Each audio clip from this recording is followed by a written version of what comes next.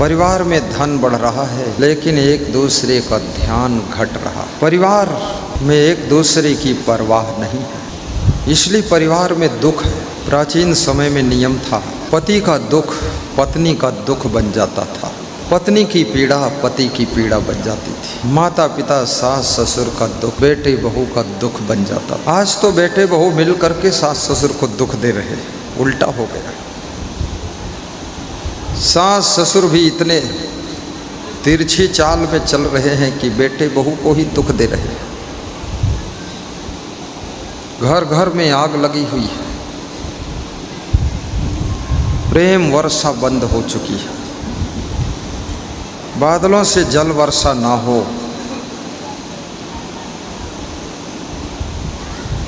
प्राणियों की क्या दशा होती है।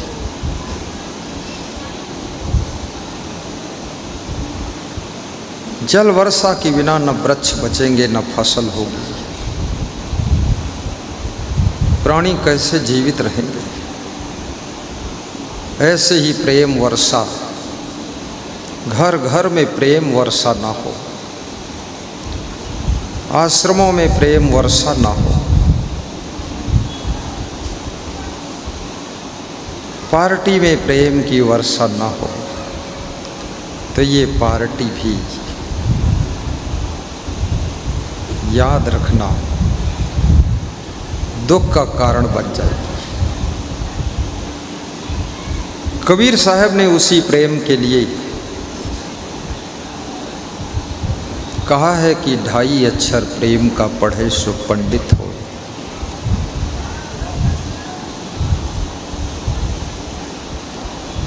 प्रेम में सुख है, प्रेम ही सुख है। जिसके प्रति तुम्हारा प्रेम होता है, जिसका प्रेम तुमसे होता है, उसके बारे में बातें सुन करके भी तुमको सुख लगता है।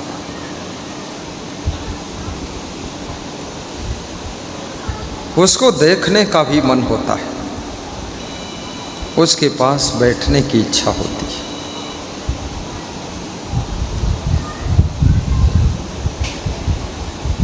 भौतिक चीजें बढ़ रही हैं,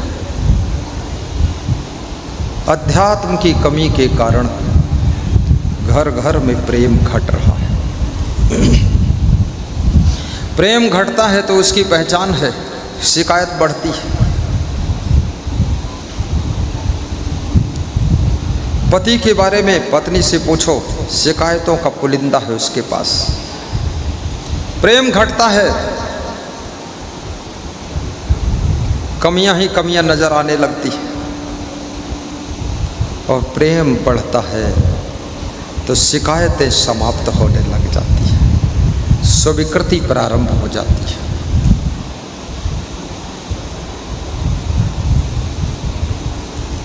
बूढ़े माता पिता तुम्हारे प्रेम के भूखे हैं, उनको प्रेम दीजिए।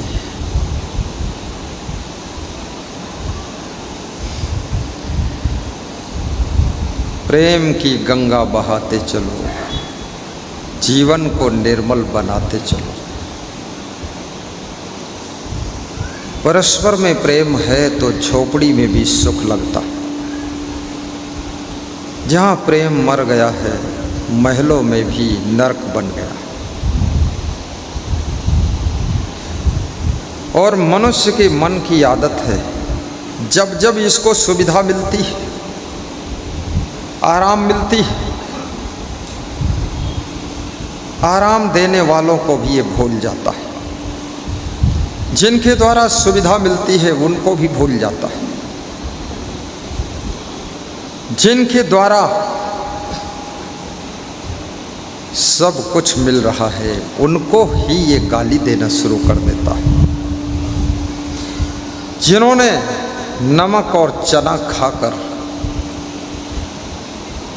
जमीन खरीदा,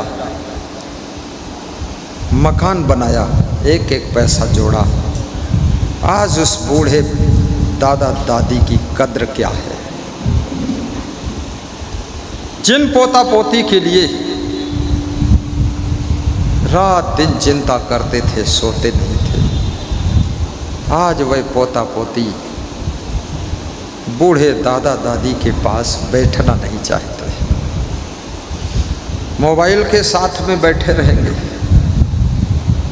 लेकिन बूढ़ों के पास बैठना बड़ा कठिन है।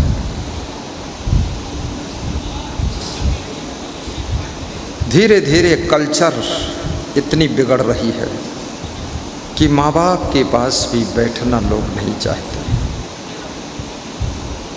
मित्रों के साथ अच्छा लगता है, मनमानी बात करने को मिलता है, आज़ाद होकर घूमने को मिलता है, गलत फलत करने का अवसर मिलता है। इसलिए माता पिता से ज़्यादा अच्छे तो मित्र लगते हैं। कौन होगा वह जिसका मित्र केवल एक सुदामा हो, केवल एक कृष्ण हो। मित्र तमाम हैं, लेकिन काम के एक भी नहीं। सब मित्र ऐसे हैं, चाय पीने वाले, दूध पीने वाले, खून देने वाले कोई मित्र नहीं। जरूरत पड़े पीठ दिखाकर निकल गए, 56 भोग लगाना है तो आकर बैठ गए, आवश्यकता पड़ी तो बीमार बन लिए।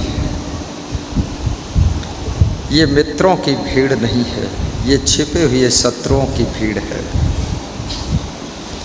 परोक्षे कार्य हंतारम प्रदक्षे प्रियवादिनम वर्जेत तादृशम मित्रम विस्कुंभम पयोमुखम। चाणक्य ने कहा है, बड़ी मधुर बात है, जहर से भरा हुआ घड़ा हो, उस घड़े के मुंह के ऊपर दूध भरा हो, मुंह के पास केवल दूध देख करके उसको जो पी लेगा उसकी मृत्यु निश्चित हो जाए। ऐसे जो मुंह का मीठा हो और जिसके भीतर दिल में तुम्हारे लिए जहर भरा हो, उस मित्र पर जो भरोसा कर लेगा उसका विनाश बहुत शीघ्र हो जाएगा। उसको त्याग ऐसे करना चाहिए जैसे जहर से भरे हुए घड़े को त्याग किया जाता है, ऐसे उस जहरीले मित्र को त्याग कर देना चाहिए।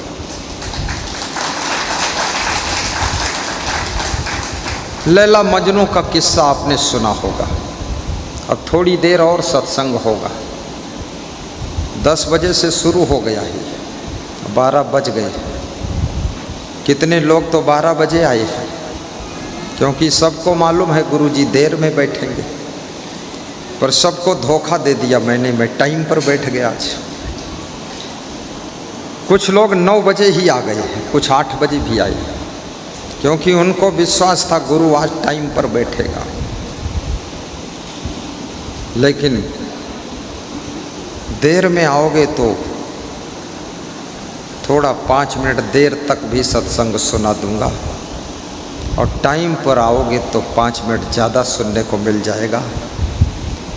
और यदि नहीं आओगे तो भी आशीर्वाद तुम्हारे घर पहुंच जाएगा। और यदि गुरु का प्रवचन कराओगे, तुम्हारे गांव में हजारों श्रोताओं को भी आशीर्वाद मिल जाएगा, आशीर्वाद मिल जाएगा।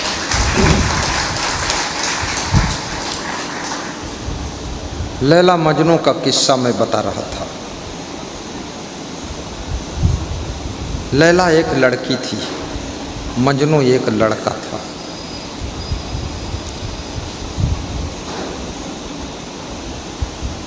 मजनू लैला के लिए दीवाना बन गया। किसी लड़की के लिए दीवाना होना मूर्खता के सिवाय कुछ नहीं। किसी लड़के के पीछे पागल होना ये सुपर्णखा के सिवाय कुछ भी नहीं। वो सुपर्णखा है और लड़की लड़का मूर्खता है। क्यों दीवाने हुए, क्यों पागल हुए? तुम भगवान के लिए दीवाने नहीं बन पाए, तुम माँ बाप के दीवाने नहीं हो पाए, तुम भाई बहन के लिए पागल नहीं हो पाए, और तुम दादा दादी के लिए दीवाने नहीं हो पाए। जिन्होंने तुमको धन दिया, संपत्ति दिया, मकान दिया, जन्म दिया, आंचल का दूध पिलाया, उस माता के लिए पागल नहीं हो पाए, और इस निखट्टू और उल्लू के लिए तुम पागल बन गए। मूर्ख कहीं का, ये मूर्खता नहीं तो और है क्या। इसलिए किसी लड़की के लिए जो पागल है समझ लेना पक्का मूर्ख है, उल्लू आदमी। और जो किसी लड़के के लिए पागल है वो पक्का नालायक है। ये माँ बाप तेरे दुश्मन हो गए, इनके लिए कभी तेरा पागलपन मैं देख लेता। कभी तो कहता पाँव पकड़कर पिताजी तुम्हारे पास रहूँगा, कभी रहा चुट्टा, बाप का कमाया पैसा चुराता है, इधर उधर खर्च करता है, घर ही में चोर।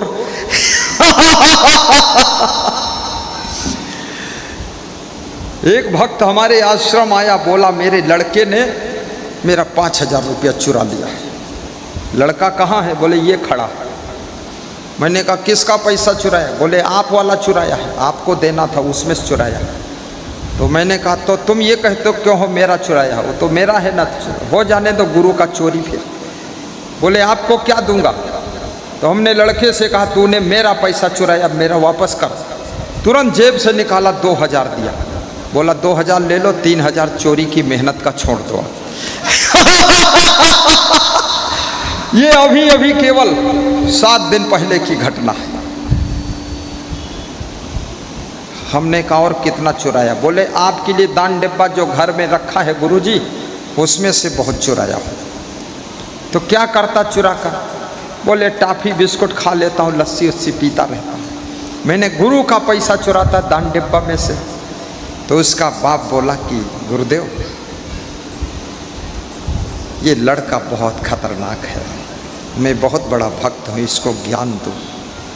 आधा घंटे ज्ञान दिया, कुछ सुधार हुआ है।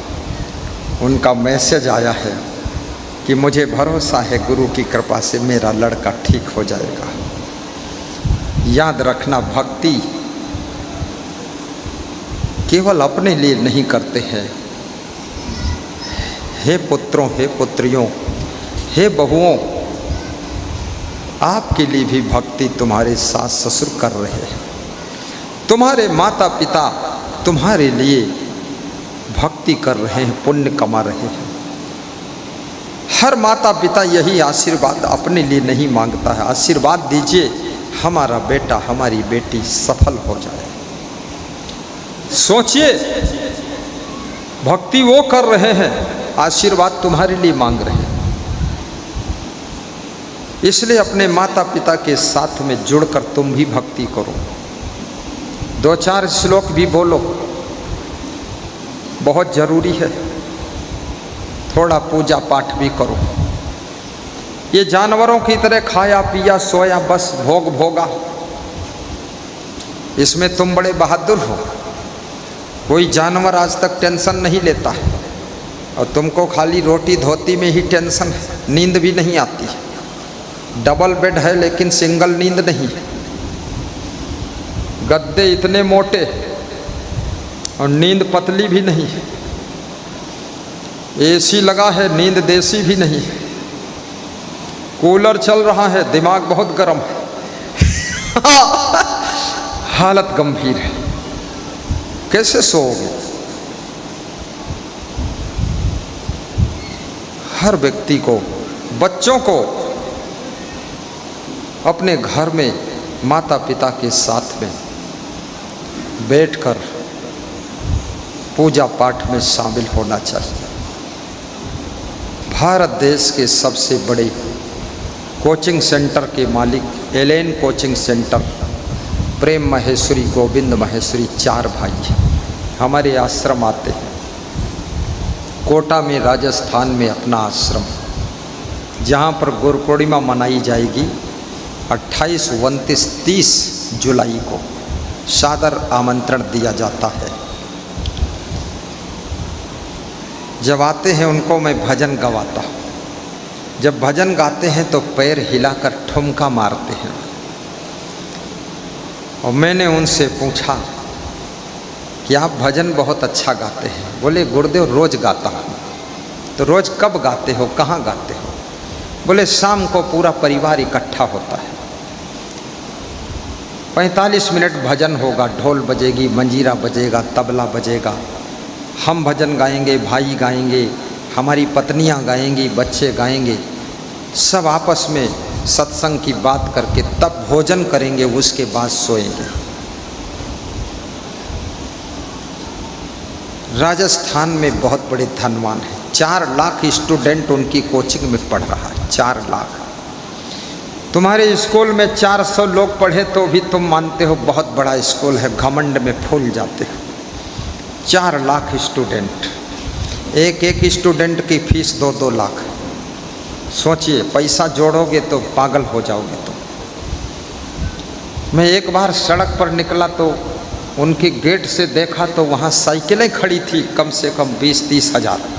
हमने कहा बहुत साइकिल है, ये क्या है? बोले एलेन कोचिंग सेंटर है। और वो आदमी सत्संग में आता है आश्रम में, और आश्रम भी ये सोनपैरी जैसा आश्रम नहीं है, वो बिल्कुल बनवासी आश्रम है। टीन शेड तो है, लेकिन वहाँ कोई बिल्डिंग निर्माण नहीं। वहाँ गुरुदेव भी टीन शेड में ही सो जाते हैं। मैं एक ऐसा संत हूँ, भवन में भी रह लेता हूँ और किसी भक्त के भाव में भी रह लेता हूँ।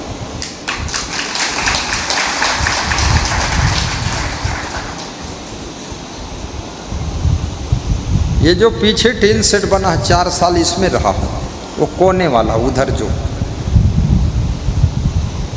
और फिर 4 साल उधर रहा हूँ ये वाले में। अब 2-3 साल से ऊपर चला गया, अब क्योंकि ऊपर जाना ही है तो शुरू कर दिया ऊपर जाना।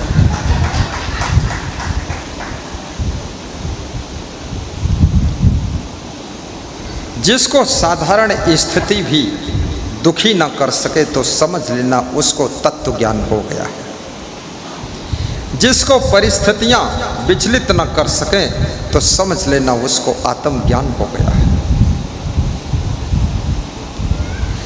एलेन कोचिंग सेंटर के मालिक लोग भजन भक्ति सत्संग करते हैं। तुम्हारे घर में न घंटा बजता है, न शंख बजता है, न कोई पूजा पाठ, न भक्ति, न सत्संग, न प्रातः वंदना। मैं पूछता हूँ, इसमें ऐसे कितने भक्त हैं जिनके घर में प्रातः संध्या वंदना, कुछ पूजा पाठ आरती होती है? जरा हाथ उठाकर बताइए। धन्य हो प्रवीण थूहा वाले, धन्य हो अनूप दास, धन्य हो गजानन धमतरी, जसोदा, सत्यनारायण तोरल। तुम अगर गुरु को ज़्यादा मानते हो तो गुरु की पूजा करो। गुरु की पूजा में सब देवी देवताओं की पूजा संपन्न हो जाती है। गुरु की पूजा ऐसे है जैसे हाथी के पाँव में सबके पाँव समा जाते हैं, ऐसे गुरुदेव में सब देवी देव समा जाते हैं। क्योंकि राम भगवान भी तो गुरु की पूजा करते थे। अगर गुरु की पूजा करोगे तो भगवान बड़े खुश होंगे कि मैं भी गुरु को मानता था, ये भी गुरु को मानता है। पशु पक्षी कीड़े मकोड़े पूजा पाठ सत्संग भक्ति नहीं कर सकते, नित्य ध्यान नहीं कर सकते, नित्य प्रार्थना नहीं कर सकते, ना नित्य दान दे सकते हैं। नित्य दान डिब्बा उनके सामने रख दो, उसमें मुंह से ढूंढेंगे, भूसा उसा हो खा लो। लेकिन मनुष्य ही नित्य ध्यान करता है, नित्य दान करता है, नित्य ज्ञान सुनता है। बिहार के महान भक्त श्री हीरालाल साहू ने टूक टूक कहा है भारी भीड़ में कि अगर सुखी रहना है, उन्नति करना है तो 3 काम करना पड़ेगा। नित्य ज्ञान सुनो, नित्य प्रवचन सुनो, नित्य सत्संग सुनो, और दूसरा काम नित्य गुरु का ध्यान भी करो। तीसरा काम नित्य दान भी करो।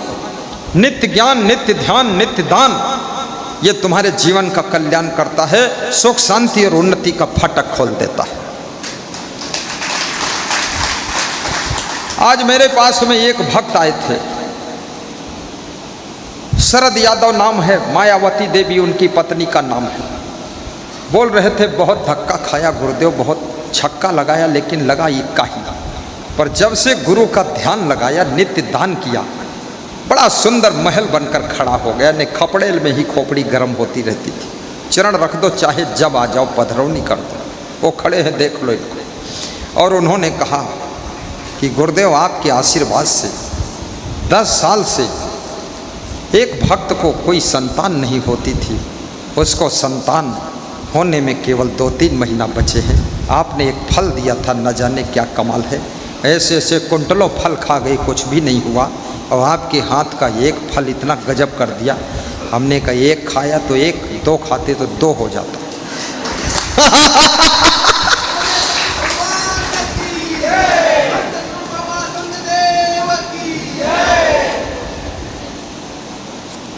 ये फल का खेल नहीं है, गुरु के हाथ का खेल है, याद रखना। गुरु के हाथ में कुछ है। क्यों? क्योंकि गुरु के साथ में कुछ है। क्यों? क्योंकि गुरु के पास में कुछ है। क्यों? क्योंकि गुरु में कुछ खास भी है। इसलिए गुरु लोग सबके सिर पर हाथ भी जल्दी नहीं रखते, लेकिन रख दिया तो महादेव कावड़े कुछ हो जाएगा। अब जो हो जाएगा वो फिर बाद को ही बता पाओगे क्या हुआ। आशीर्वाद सतयुग में, द्वापर में, त्रेता में भी होता था, कलयुग में भी आशीर्वाद है। लेकिन आशीर्वाद लेने के लिए स्वयं को पहले पात्र बनाइए। जब पात्र बनोगे, कृपा के पात्र, तब कृपा बरस जाएगी, अन्यथा कृपा रुकी रहेगी। आशीर्वाद के पात्र बनिए, पात्रता पैदा कीजिए, आशीर्वाद जरूर मिलेगा। एक उदाहरण नहीं है, हजारों लाखों उदाहरण है।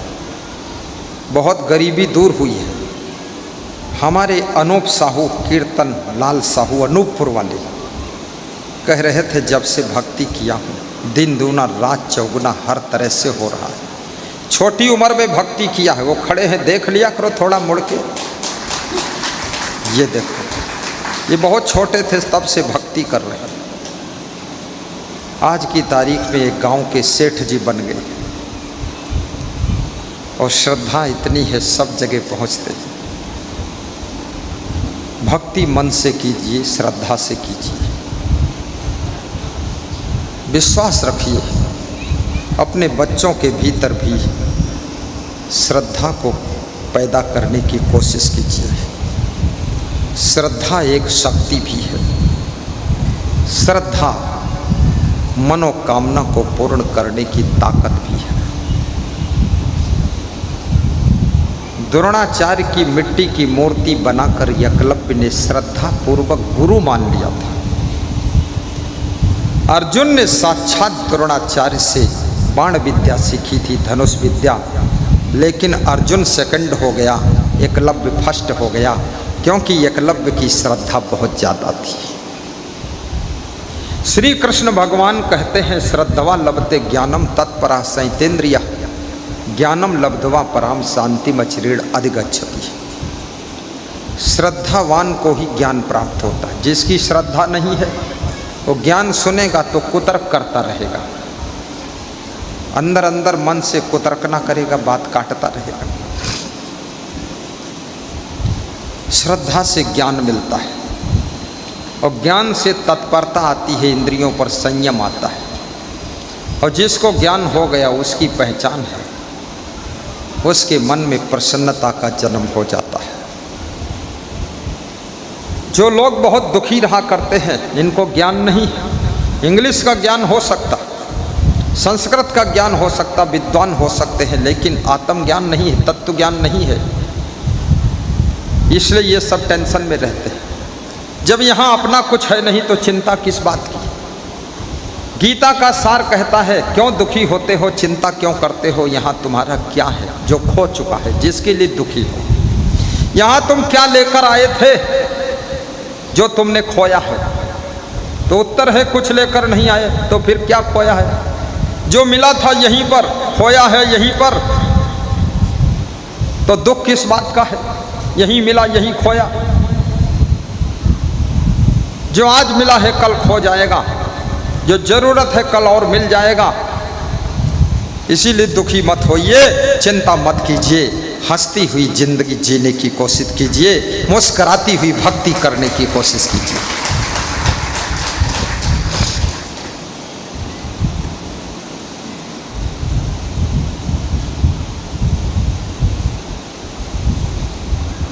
हंसने और मुस्कुराने की किस्मत केवल इंसान के पास में है। जानवर हंसना चाहे तो भी इंसान जैसा हंस नहीं सकते, मुस्करा कर जीना चाहे तो चिड़िया मनुष्य जैसा मुस्करा नहीं सकती।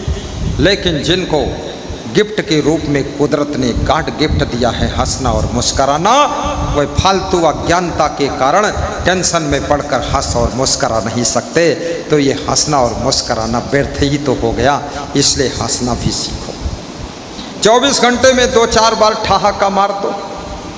ये मत सोचना बेटा पूरा सुधर जाए तब हंसूं, ये और बिगड़ेगा, अभी और थोड़ा बाकी है। तुम सोचो बेटी कंप्लीट हो जाए तब हंसूंगा, अरे नहीं, ये ऐसे ही रहेगा।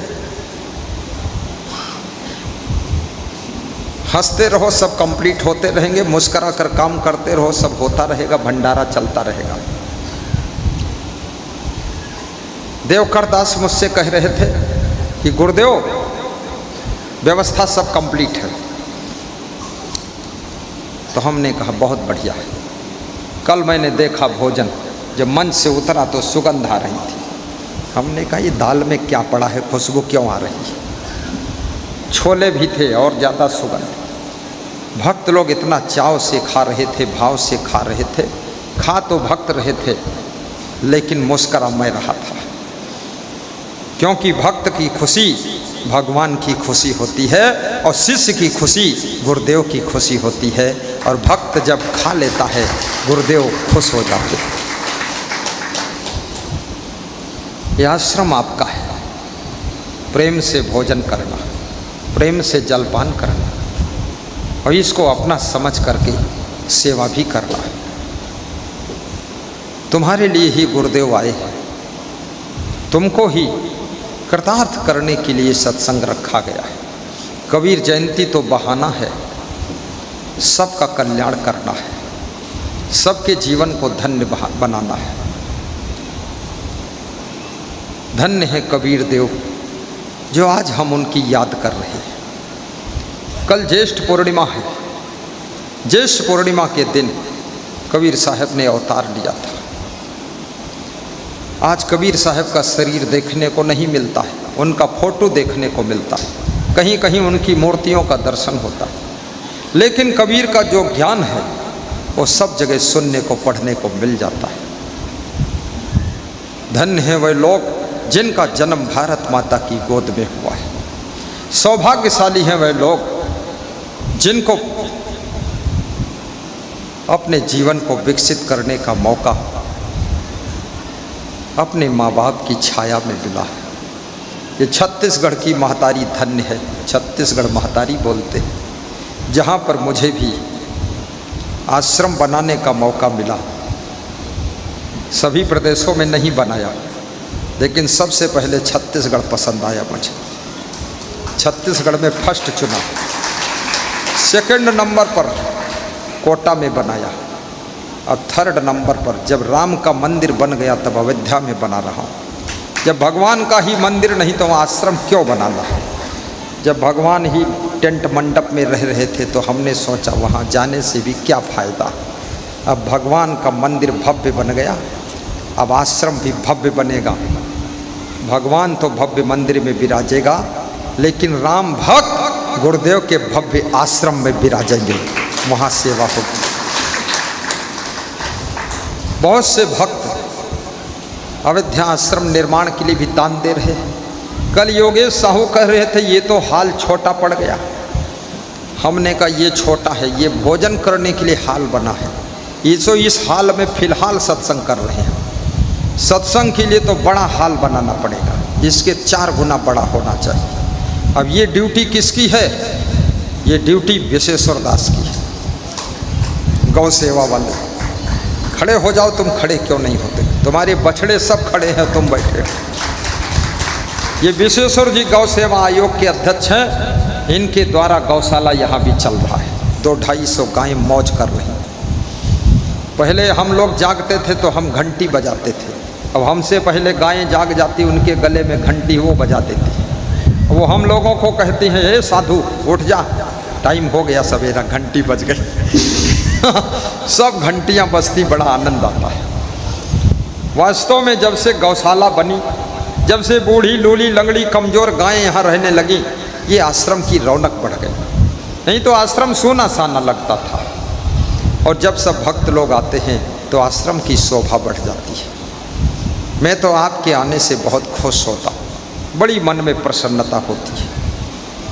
आप सबका जीवन मंगलमय हो। सबको तिलक लग रहा है, प्रेम से तिलक लगवाइए।